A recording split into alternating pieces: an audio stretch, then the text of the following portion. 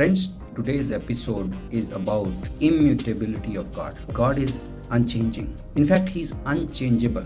In the Bible, He makes statements like, I am God, I don't change. Jesus Christ, same today, yesterday, and forever. God says, I cannot relent. Another way to express it is, God cannot evolve. God cannot learn any new information. Then the question comes, what happens when human beings pray? Does God change his decision? For example, prayer of Moses in the Bible, where Moses tried to convince God that God should not destroy his people when they committed grave sin. And then Bible says God relented. How do you explain that?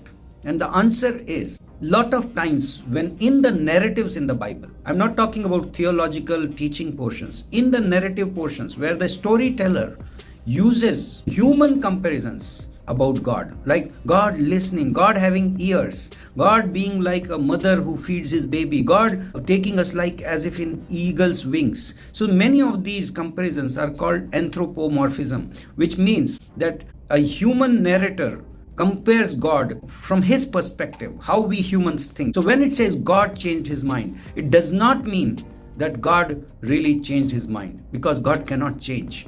The truth is that God already knew. In another episode very soon, we'll talk about the foreknowledge of God. God knows everything in advance and he can operate on the basis of this knowledge, his foreknowledge.